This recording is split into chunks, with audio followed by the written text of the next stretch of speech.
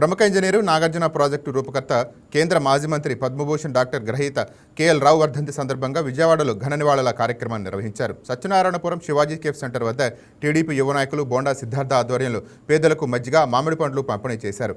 నాగార్జున సాగర్ లాంటి మహత్తర జల ప్రాజెక్టులకు రూపకల్పన చేసి తెలుగు జాతికి చిరస్మరణీయులైన మహానుభావుడు కేఎల్ రావు అని బోండా సిద్ధార్థ అన్నారు.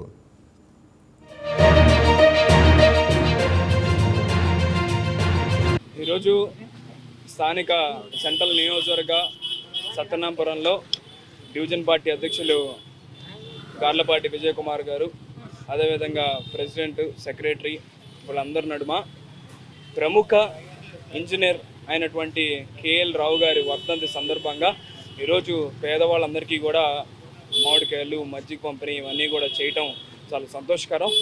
మనందరికీ కూడా అప్పట్లో ఇంజనీర్ చదవాలన్న యువతకి ఎంతో ప్యాషన్.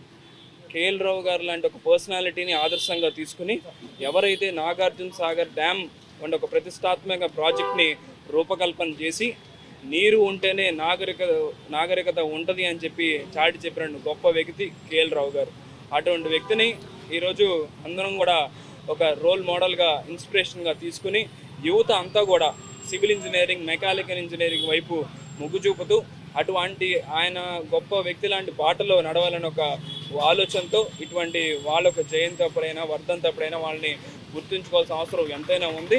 ఇటువంటి గొప్ప వ్యక్తిని ఈరోజు గుర్తుపెట్టుకొని ఒక మంచి కార్యక్రమాన్ని శ్రీకారం చుట్టినటువంటి మా తెలుగుదేశం పార్టీ నాయకులందరికీ కూడా పేరు పేరున అభినందనలు తెలియజేస్తూ, రాష్ట్రంలోనే కాకుండా దేశంలో కూడా ఎన్నో ప్రతిష్టాత్మకమైన ప్రాజెక్టులు చేసిన గొప్ప వ్యక్తి మన కేఎల్ రావు గారు.